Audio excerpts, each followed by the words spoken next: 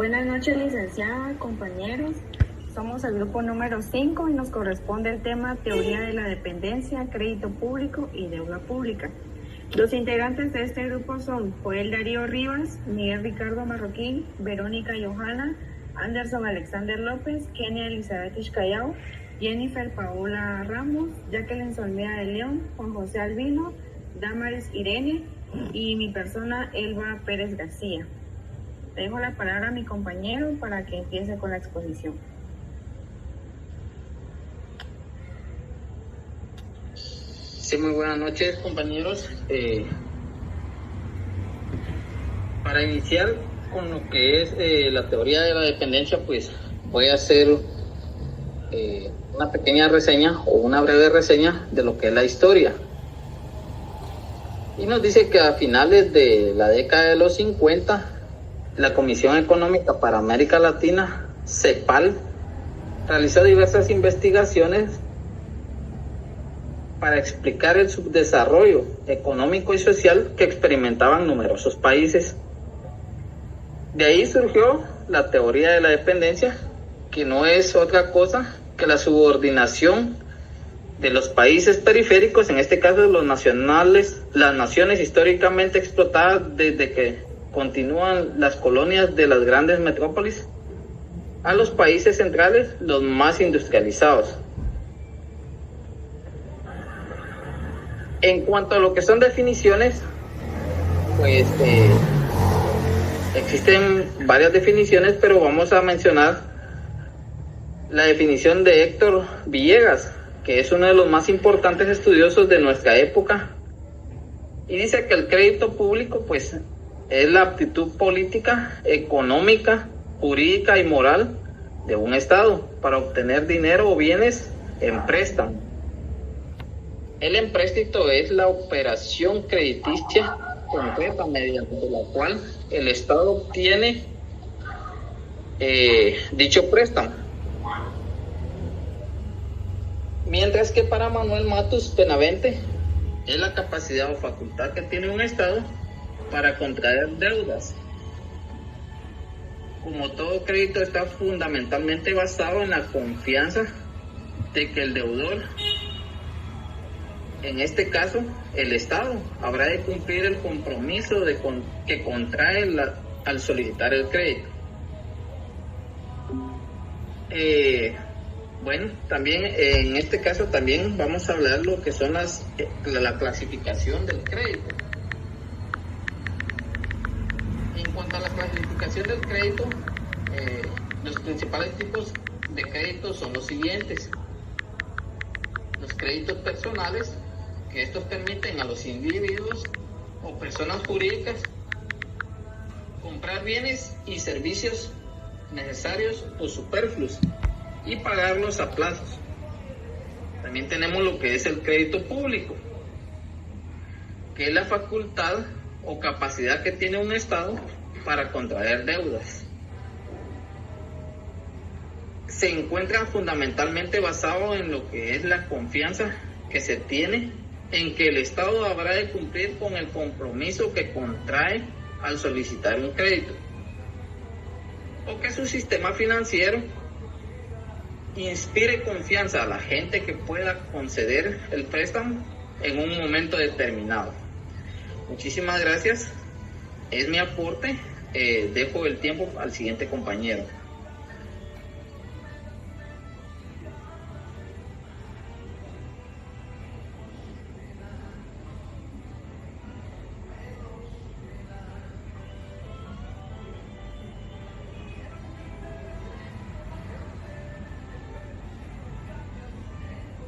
Muy buenas noches, licenciada, compañeros. Me corresponde desarrollar la explicación del crédito público, la cual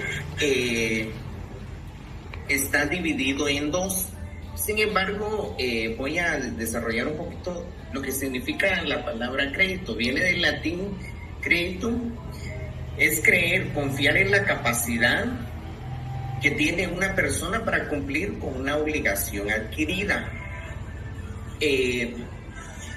la cual podemos identificar y clasificar en crédito público interno y crédito público externo. El crédito público interno es el que reciben los gobiernos centrales, regionales o locales al emitir deuda pública que distribuyen en la población de un país, que es lo mismo. La ciudadanía que tiene medios para adquirir este crédito y con ello los beneficios por concederle préstamos al Estado. Este, que es interno, como su nombre lo indica, lo justifica y lo maneja, se enfoca centralmente en un solo país, con sus diferentes descentralizaciones. Un ejemplo aquí en nuestro país, Guatemala, que está sus departamentos, sus municipios, sus comunidades, cantones, colonias, que podemos decirlo. Satisface las necesidades de aquellas personas que tienen un proyecto que desarrollar, una acción que emitir mediante un préstamo. Entonces es muy descentralizado mediante un país, como lo indiqué anteriormente. El crédito público externo se enfoca más internacionalmente, a nivel mundial. En América Latina, el Fondo Monetario Internacional y el Banco Mundial ha jugado un papel muy importante en cuanto al endeudamiento externo. Esto se enfoca y abarca más a los diferentes países que lo compone, un continente que lo compone la organización, ¿verdad? Entonces se enfoca más externo, fuera de, no interno. Entonces, estas son las dos clasificaciones de tipos de crédito público que tenemos. Siguiente, por favor. ¿Cómo funciona? Su funcionalidad consiste en transferir el ahorro de unos agentes económicos a otros que no tienen suficiente dinero para realizar las actividades económicas que necesitan. Un ejemplo típico se manifiesta cuando un banco utiliza los depósitos de sus clientes para prestarle dinero a un individuo particular que quiere comprarse una casa, o un empresario que quiere ampliar su negocio. Esa transferencia de crédito de dinero es temporal y tiene un precio futuro que se denomina interés. Yo creo que la funcionalidad aquí especifica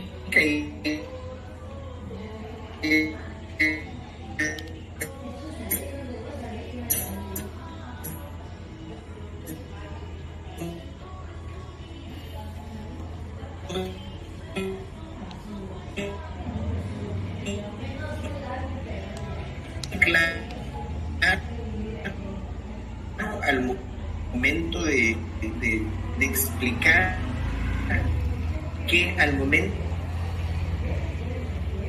de un préstamo a un individuo es temporal, bajo intereses.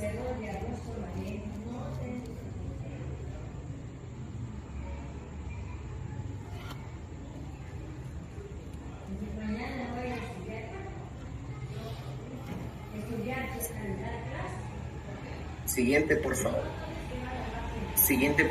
En esto podemos obtener también que la función es emitir actividades que pueden. Muchas gracias. Concedo la palabra al siguiente compañero.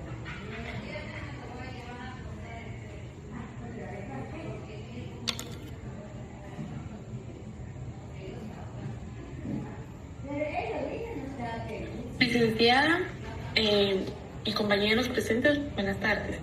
A mí me toca hablar sobre los temas de emisión de créditos y control de créditos. Voy a empezar a darles una breve explicación sobre qué es la emisión de créditos. Los acreedores a veces no exigen otra garantía a los deudores que su palabra y su capacidad demostrada para hacer frente a sus compromisos financieros.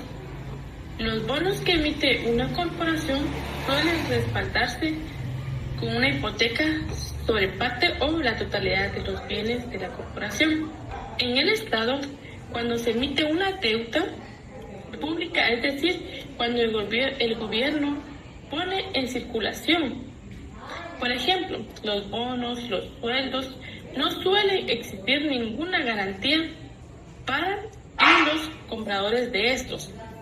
El acreedor tiene que confiar en la capacidad de pago de la administración pública, la que gracias a los ingresos que obtiene con los tributos que recauda puede garantizar el pago de la deuda proveniente de la utilización del crédito que recauda. Puede garantizarse el pago de la deuda proveniente de la utilización del crédito, aunque el agente que analiza el crédito también tendrá en cuenta la estabilidad política. En lo privado, cuando se realizan compras o plazas, el vendedor puede conservar la propiedad hasta que se haya desembolsado la totalidad del precio o imponer una hipoteca sobre el bien.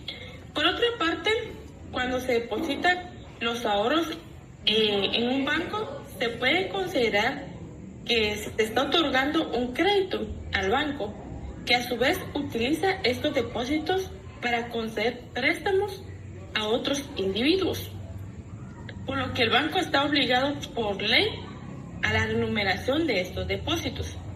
El siguiente tema, y por favor la siguiente diapositiva, es sobre el control de créditos.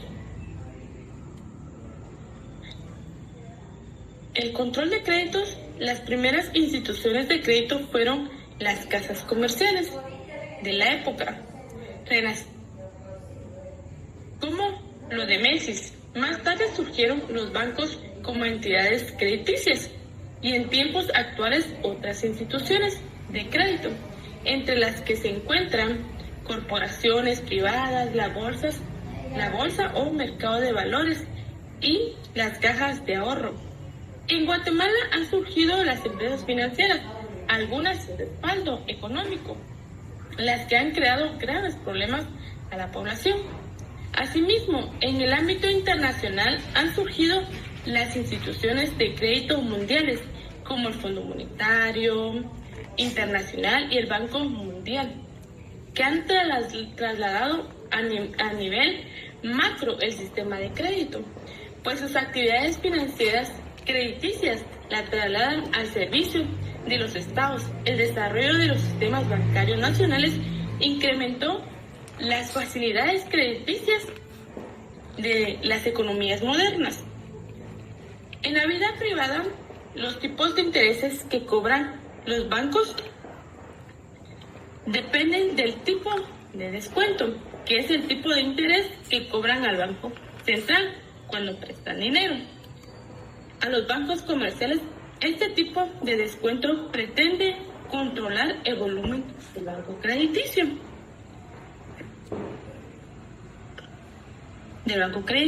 Ahora, ¿qué es en sí el control de créditos? Es el proceso estratégico de una empresa para gestionar la concesión de créditos a clientes, reduciendo el riesgo de impacto y asegurando el flujo de caja saludable, e implica evaluar la solvencia y establecer límites de créditos y realizar compras proactivas. Muchísimas gracias. Le dejo la palabra al siguiente expositor.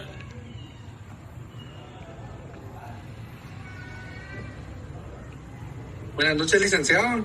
Yo le voy a hablar de lo que es la evolución histórica. El pago de los préstamos entre los estados de la antigüedad se hacían básicamente lo que es muy difícil por las entidades bancarias frecuentes, que se producían con el advertimiento de un nivel soberano, el impuesto que no existía como una fuente de recursos regulares y se daba como una frecuencia y repudio de la deuda por el motivo de los préstamos que hacía a breve y largo plazo por las pequeñas sumas con garantías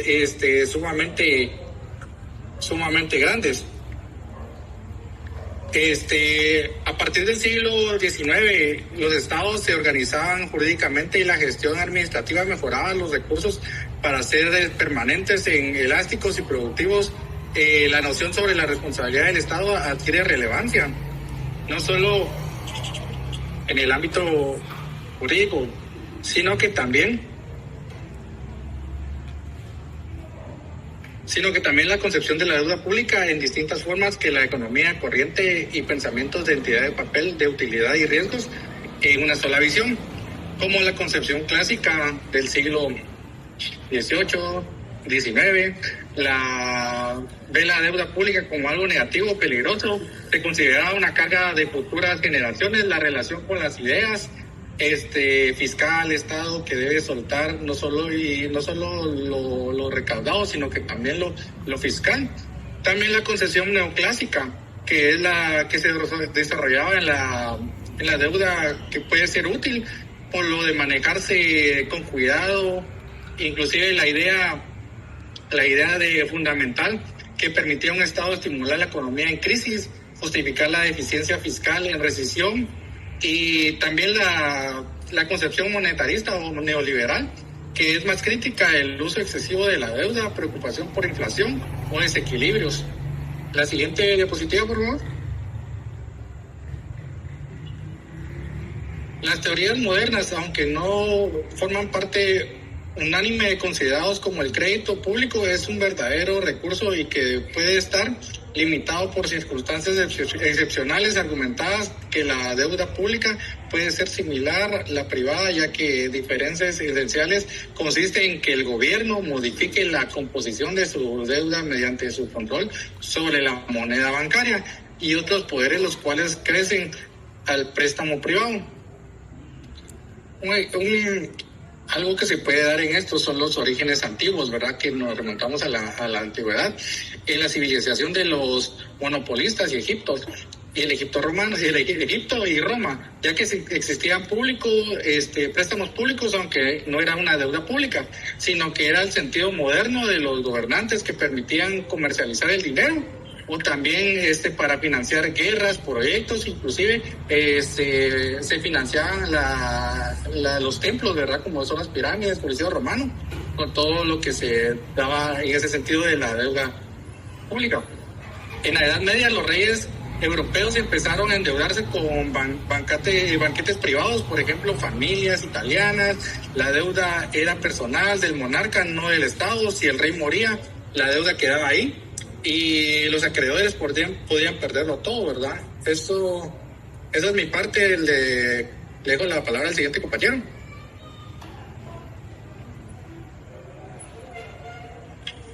Buenas noches, licenciada. Buenas noches, compañeros. A mí me tocó exponer lo que es la deuda pública, las definiciones.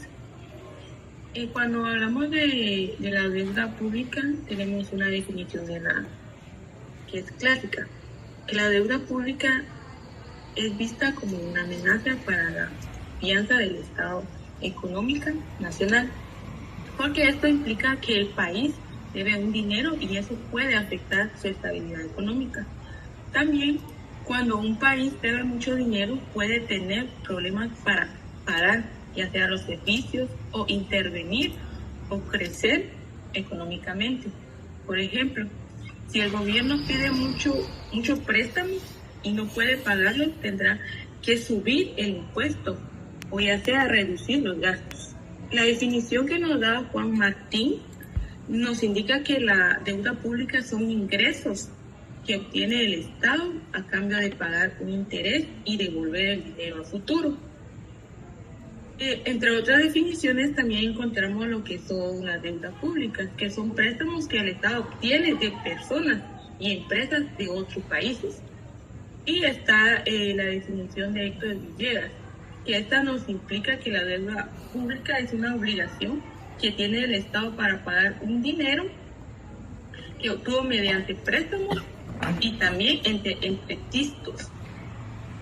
Y también la deuda pública es el resultado del uso del crédito por parte del Estado y presenta todas las obligaciones económicas que debe pagar en el futuro, lo cual puede convertirse en una carga para la población. Entre ellas también tenemos lo importante de la doble función de la deuda pública. Entre ellas tenemos la deuda pública que tiene dos caras. La primera es un ingreso que por el Estado recibe dinero. El segundo es un gasto, que porque debe pagar los intereses y devolver el capital. Como por ejemplo, el gobierno recibe dinero, un bien, pero luego debe pagar más de lo que recibe, que son los compromisos que debe de pagar. Entre ellas, en la siguiente diapositiva, compañera, entre ellas tenemos la clasificación de la deuda, que son dos: deuda externa y deuda interna. Cuando hablamos de la deuda pública externa, nos referimos a que lo tiene un país, o sea, un país tiene con otros países o instituciones internacionales. Entre ellas se caracteriza que se paga en moneda extranjera, como son los dólares o euros. El acreedor es de extranjero. A él tendría que pagar, porque se tiene que pagar en dólares. Por ejemplo, Guatemala pide un préstamo, ya sea al banco o a Estados Unidos, y así mismo le tiene que pagar, depende de dónde es o de qué país es. Entre ellas tenemos la deuda pública interna. Esa nos indica que el Estado tiene como persona o empresa dentro del país, y se caracteriza de manera nacional, que los acreedores son del mismo país. Por ejemplo, que el gobierno vende bonos a los ciudadanos guatemaltecos. La representación de la deuda pública interna. Cuando hablamos de la representación, la deuda debe de estar documentada principalmente, ya sea en bonos o en documentos crediticios. Entre los bonos son los documentos donde el Estado protege pagar una cantidad de dinero más intereses en una fecha establecida, como por ejemplo las compras. Un bono del gobierno hoy, en unos años, se devuelve el dinero con intereses y se puede guardar y comprar desde vender a otra persona. Cuando hablamos de documentos crediticios, nos referimos a todos los contratos donde el Estado conoce que tiene una deuda y se compromete a pagar, con un acuerdo firmado entre países y una obligación internacional. También la deuda pública es necesaria para financiar proyectos del Estado, pero si no se controla puede convertirse en un problema económico y afecta directamente a la población en el futuro. Muchas gracias, le dejo la palabra a mi siguiente compañera.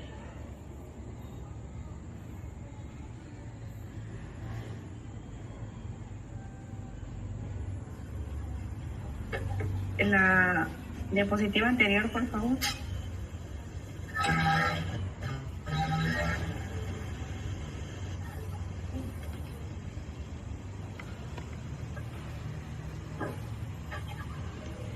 Clases de deuda pública. La deuda pública se clasifica en deuda pública consolidada reembolsable y deuda pública consolidada perpetua, de las que a continuación les voy a hacer un breve análisis. Está la deuda pública consolidada.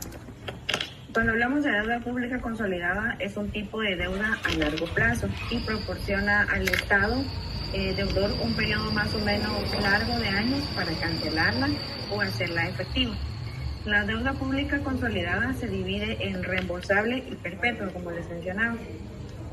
La reembolsable, que también es llamada redimible, es la deuda pública consolidada a largo plazo. Se concreta cuando el Estado deudor contrae el compromiso de devolver por pagos, ya sea parciales o en un periodo determinado, el capital que se percibió prestado y los intereses del mismo, es decir, que va a devolver el capital y también los intereses, va a pagar los intereses. En la deuda pública consolidada perpetua, que también es llamada irredimible, es la deuda pública en la que el Estado deudor no se obliga a devolver el capital, sino que únicamente a cancelar los intereses. toma sobre sí únicamente el peso que habrá de significar el pago de los intereses de esta deuda, y por su parte los inversionistas reciben los títulos representativos de la parte de la deuda que se han adquirido, los que les dan derecho a recibir mientras sean propietarios los intereses correspondientes a sus títulos. Esta deuda irredimible no priva al inversionista de la posibilidad de recuperar su capital, ya que puede hacerlo enajenando estos títulos y obteniendo de ellos el capital representativo al valor que logre venderlos. Es decir, que en la primera se paga capital y se pagan los intereses. En esta, la consolidada perpetua, simplemente se cancelan los intereses. Gracias. Dejo la palabra a mi siguiente compañera.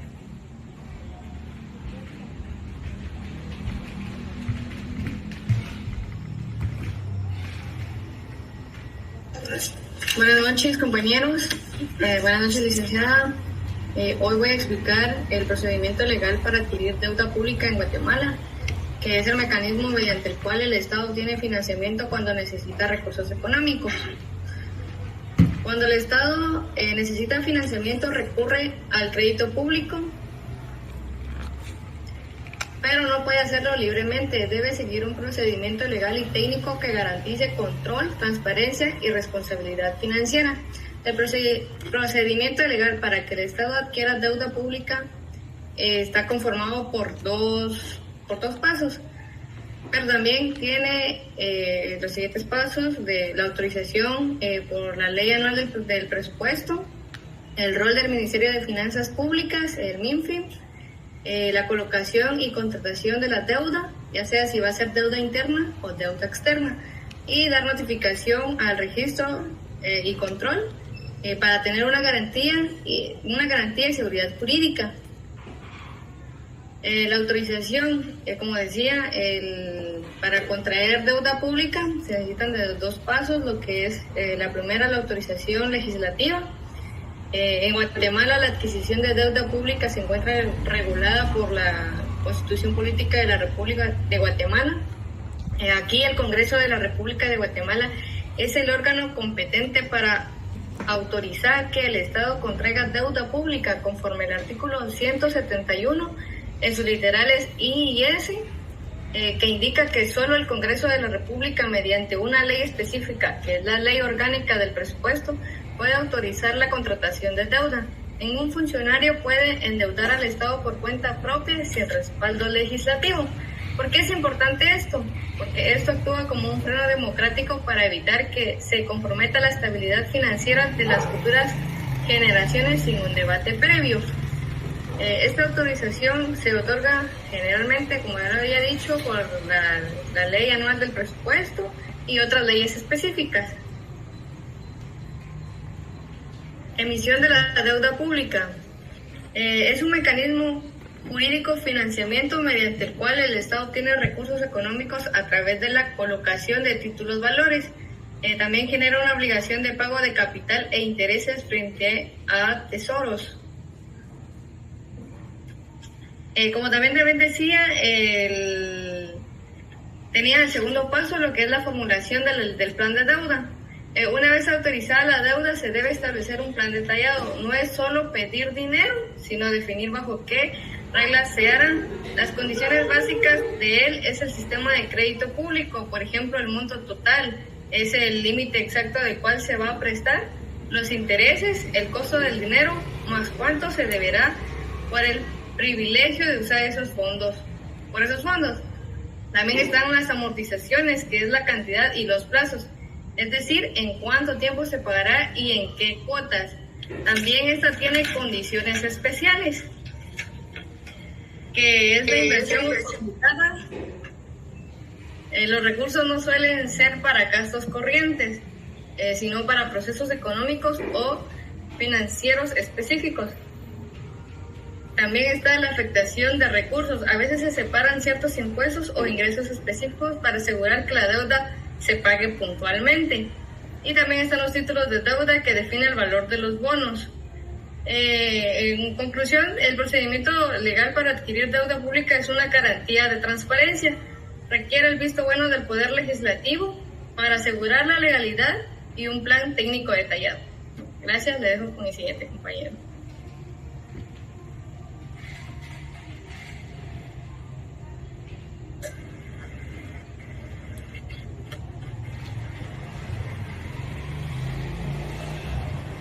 Buenas noches, compañeros. A mí me corresponde hablar sobre emisión de la deuda pública.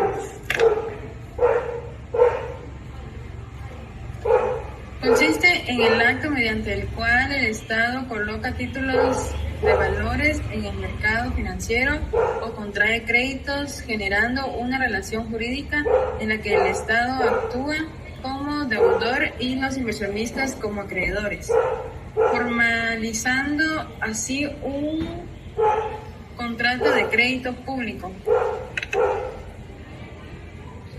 La emisión de la deuda pública es un acto de derecho público que implica una relación patrimonial obligacional en la que existe un derecho de crédito a favor de un inversionista y una obligación exigible contra el Estado, respaldada por un ordenamiento jurídico. Se encuentra sujeta a principios fundamentales como la legalidad, que exige que toda deuda esté autorizada por la ley; transparencia, que obliga a la rendición de cuentas; la sostenibilidad fiscal, que busca evitar el sobreendeudamiento; y la responsabilidad estatal de la administración de los recursos públicos. Esto se encuentra regulado en la Constitución Política de la República, la cual establece el marco jurídico del endeudamiento público, asignando al Congreso de la República la facultad de aprobar el presupuesto general de ingresos y los ingresos del Estado y autorizar las operaciones de endeudamiento. Eso se encuentra regulado en el artículo 171 literal I, el cual establece que corresponde al Congreso aprobar el presupuesto y autorizar el endeudamiento público. El artículo 237, el cual regula el presupuesto general del Estado como instrumento de control financiero. Esto tiene una importancia del control legislativo, el cual el endeudamiento público no es una facultad discrecional del Estado, sino que está sujeto al Congreso, lo que garantiza el equilibrio entre los poderes del Estado, evita abusos en el uso de crédito público y protege la estabilidad económica del país. Los instrumentos y marco legal de la deuda pública son el bono del tesoro, la letra del tesoro. El bono del tesoro son títulos de valores emitidos por el Estado a mediano y largo plazo, utilizados principalmente para financiar proyectos de inversión pública como infraestructura, educación y salud. Estos instrumentos permiten al Estado captar recursos significativos del mercado financiero. La letra del tesoro son instrumentos de corto plazo destinados a cubrir necesidades temporales de liquidez del Estado, especialmente cuando existe desfase entre los ingresos y los gastos públicos.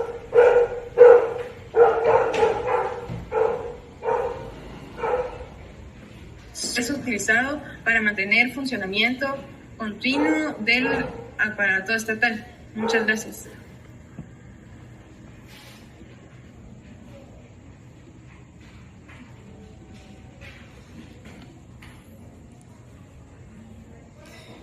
Buenas noches a todos los presentes. Vamos a seguir con el tema de la colocación de la deuda pública.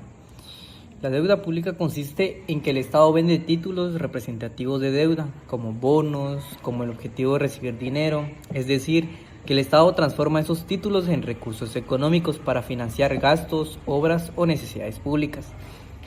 En este tema existen dos aspectos muy importantes. Uno, que es la forma de la colocación.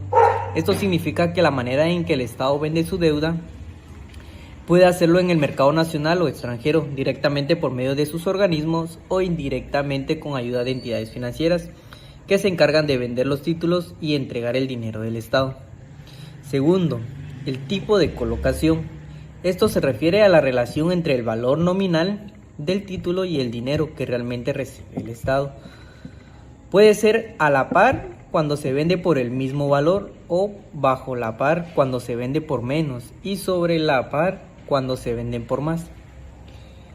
En conclusión sobre esto, pues la colocación de la deuda pública es un mecanismo que utiliza el Estado para obtener recursos económicos.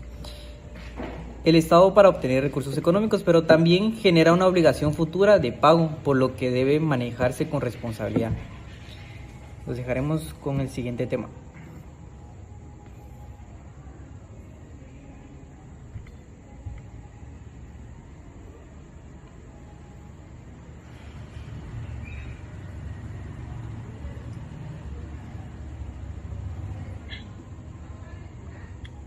Buenas noches, compañeros, buenas noches, licenciada. Les voy a hablar sobre el producto de la deuda. El producto de la deuda es la cantidad de dinero que recibe el deudor al momento de adquirir una obligación. El producto de la deuda también se refiere al monto del dinero que el Estado recibe efectivamente una vez que la deuda pública ha sido colocada en el mercado.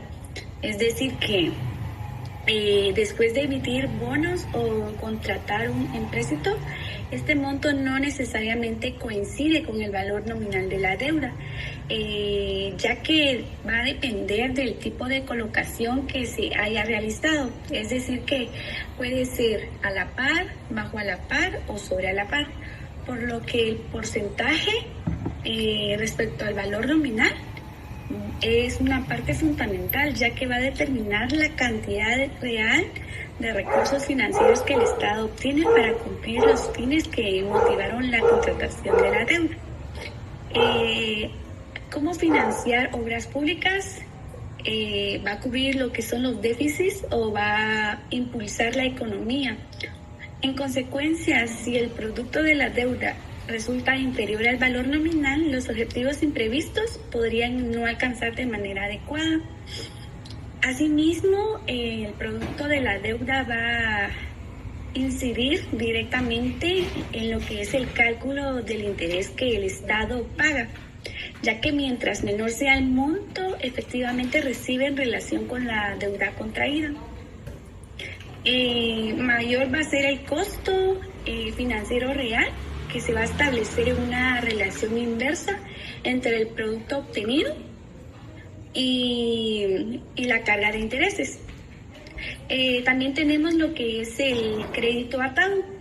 El crédito atado es este crédito con cláusulas especiales que obligan a comprar mercaderías y maquinarias en el país extranjero, que son los prestamistas, y a transportar tales mercaderías en sus barcos, en lo que es una condición inherente a la deuda contratada. Solamente, muchas gracias.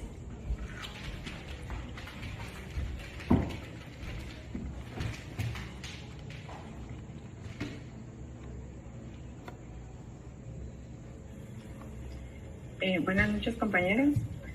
Continúo con el tema de empréstito, que es la operación mediante el cual el Estado acude al mercado interno o externo en demanda de fondos con el ofrecimiento de reembolsar el capital de diferentes formas y de pagar un interés previamente establecido. La siguiente diapositiva, por favor. Su naturaleza jurídica. Para determinados estudiosos es un contrato y para otros es un acto de soberanía, por lo que ahorita vamos a diferenciar esa parte. Se dice que es un acto de soberanía porque lo hace con autorización legal, es decir, otros dicen que es un contrato porque hay un acuerdo entre el Estado y quienes prestan dinero. Lo más sencillo es entenderlo como un contrato, ya que genera derechos y obligaciones para ambas partes porque nace de la voluntad de las partes y existe acuerdo de voluntades, creador de la situación jurídica, por lo que el empréstito no puede ser sino un contrato.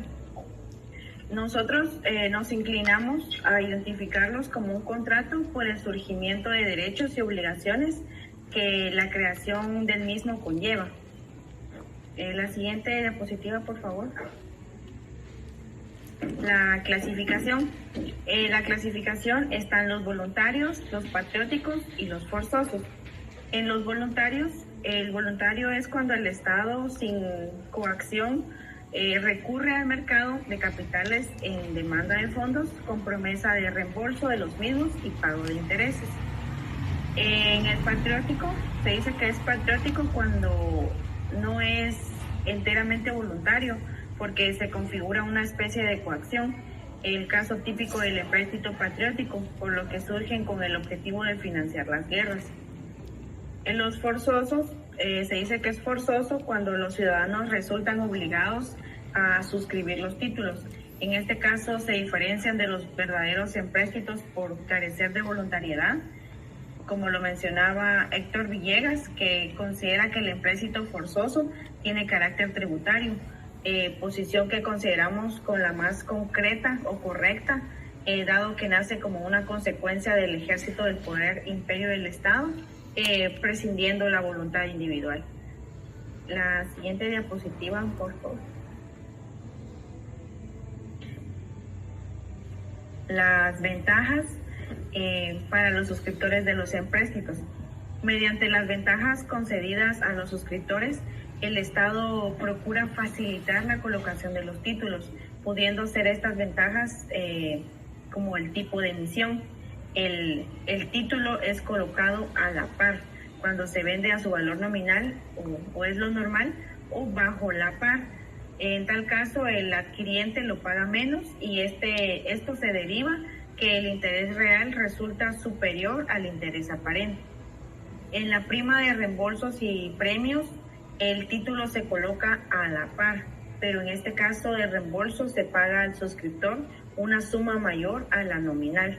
Se puede combinar con premios conferidos por medio de sorteos, entre otros.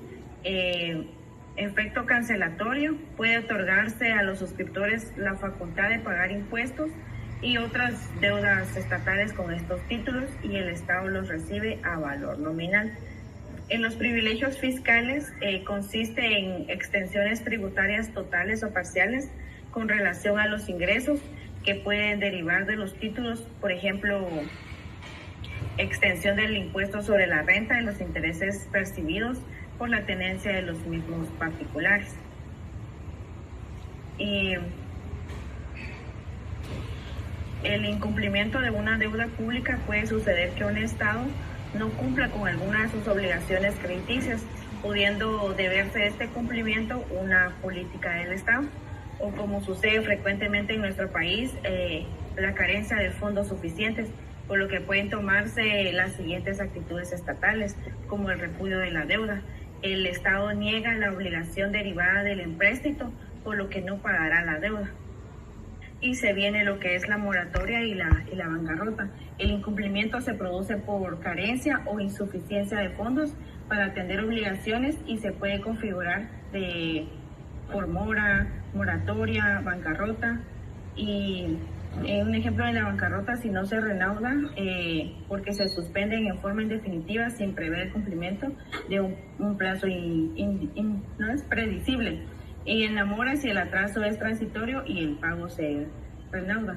Y la moratoria, si la situación es a largo plazo.